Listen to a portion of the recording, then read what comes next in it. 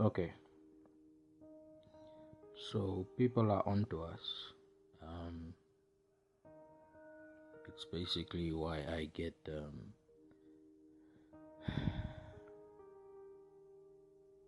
so many approaches by people who don't know how to approach me, and some jealous people. But I got the message, and one of the things that people were expecting or that they wanted was for me to somehow enter politics, even by way of party. As a matter of fact, there were some very wealthy people, the ones that drive R8s and Lamborghinis, who are willing to fund a new party. But that's not the way forward. I don't think establishing new parties or whatever is the way forward. Maybe it's because I'm a fan of Sam Nujoma. Maybe I looked up to him growing up, irrespective of the things people said, but I could sort of see through the brutality of war and the justice of peace. Now, the first thing that I noticed was how important information is, and information redistribution is still on. And information redistribution assisted AR and will not assist them any further unless they ask if they want to. But if they keep going on taking credit for things that they have not accomplished, they are sort of dismissed, right? I throw a safety net out. That should be sufficient, but we need to move on. That old story is that old story, right? Their whole court case drama, that's their story. Mine is looking forward, and I don't want to create enemies in the process. But if I do, then I do. I'm not afraid. We have to redefine how we educate the young, right? The segregations of the past need to be put front and center when they access the classroom. The concept of taboos of history should not impede the present or the future. I'm sure everybody has watched the news and heard Tony Blair and George W. Bush who admitted to the mistake that was the Iraqi war, that it wasn't actually based on 9/11. They've made this the past to clear a way forward. So admissions of atrocities that came from war is dismissing them. It's time we dismiss it so that those petty things can go. Who was Swatif? Who was Kufut? Who was Swapo? Who was DDA? All of those things impede progress, and they tend to blur. They tend to blur the facts. And the fact is that the world was built on conflict. The world was built on conflict. And conflict resolution, irrespective of the method used, if it brings peace at the end of the day, that peace should be embraced. That peace is a gift. But that peace should not come at a price for the next generation. It should be something that they inherit, right? So we inherit the legacy of the founding fathers of Namibia. And I'm saying founding fathers, including people like Lobosky, who was assassinated, who played a pivotal role in our way to independence, including the kings in Kavango West. No, Kavango, I think it's Kavango West or Kavango East, who fought off the Portuguese. And that, if the Portuguese had invaded, that part of Namibia would be Angola today. As a matter of fact, you can tell by the lack of a border. You can already analyze that history and tribal tension. Tribal tension can only be extinguished through English, I'm afraid, and by approaching it at face value.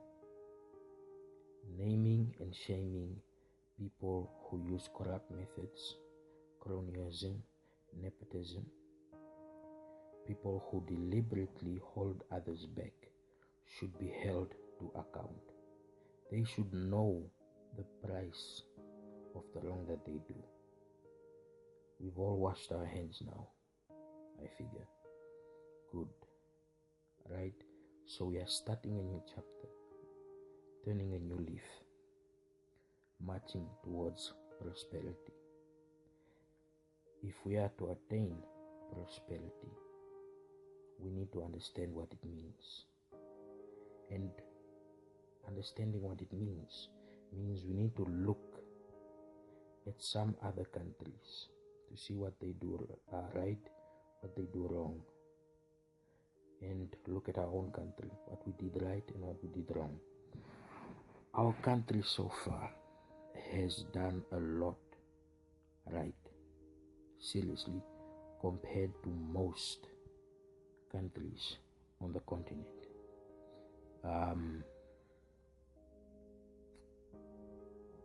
If you look at, for example, our medical care, the private industry got the most attention, right? Because people tend to go with their eyes. If it looks pretty and it's clean, then they go there.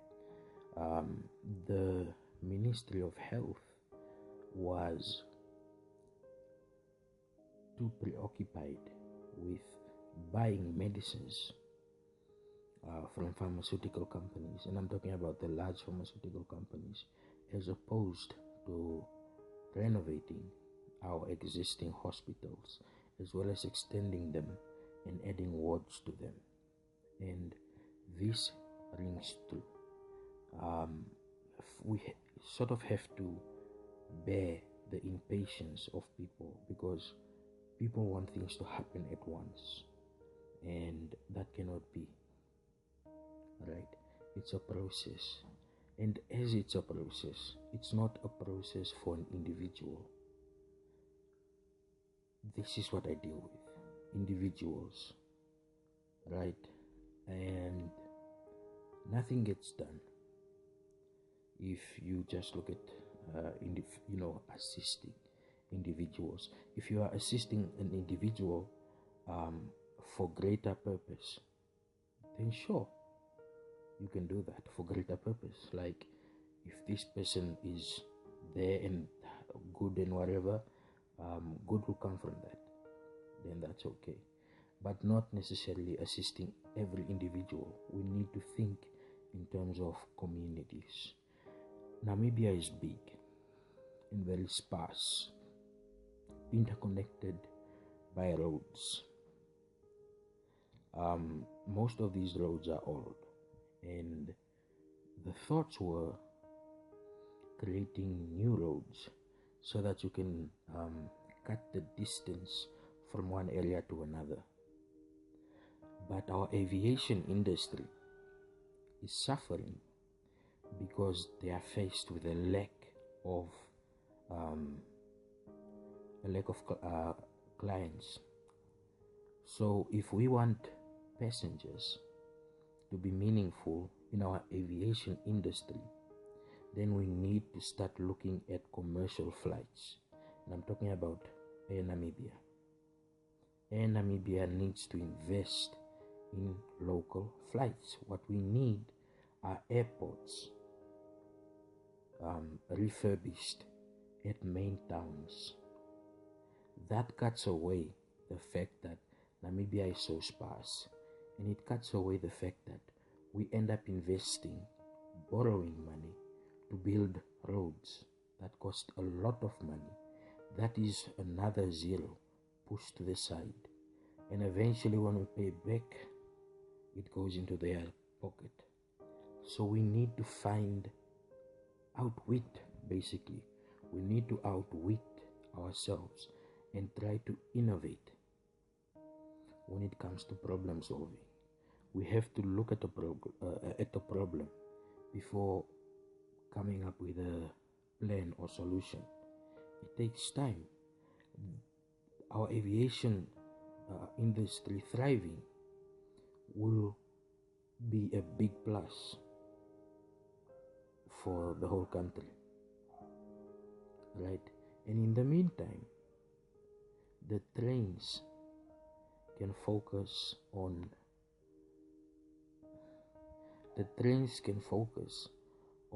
exporting or importing cargo. We can start bridging railways that we can use for trade, right? There are lots of countries that don't have that access, and we can provide that access, and both countries can invest in such endeavors. Interconnecting Africa is vital, all right?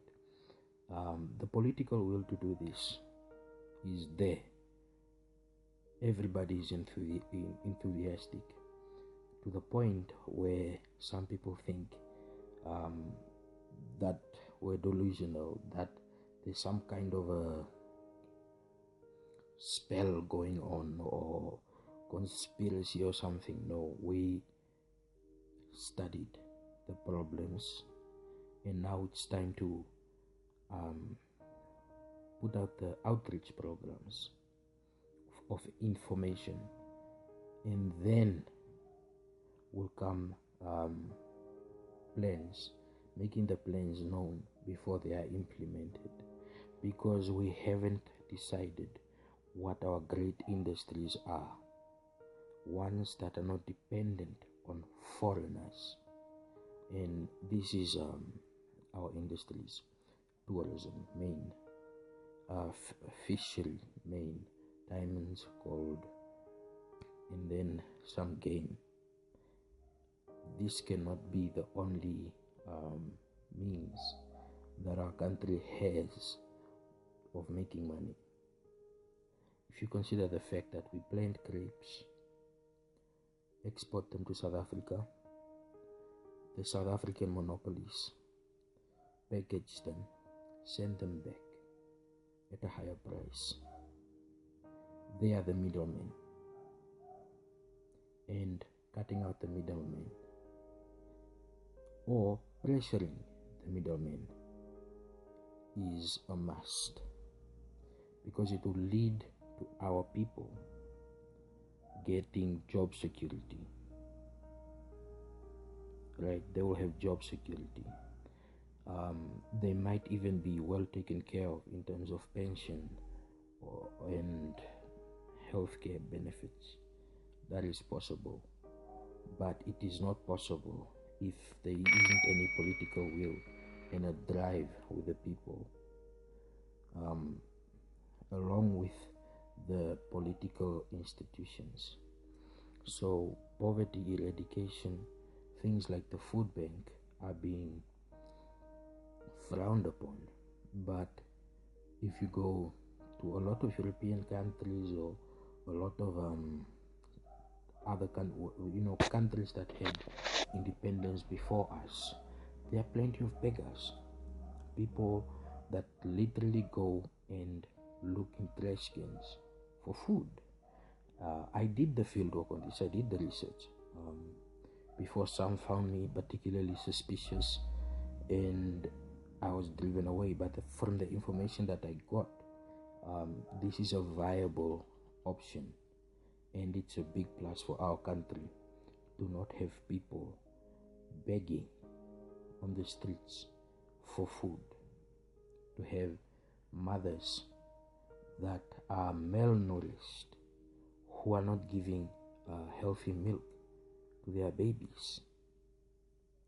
And most of all, we need to start family planning programs, especially in schools. Television. We should use all platforms that we have to inform. There comes the hater. Bye.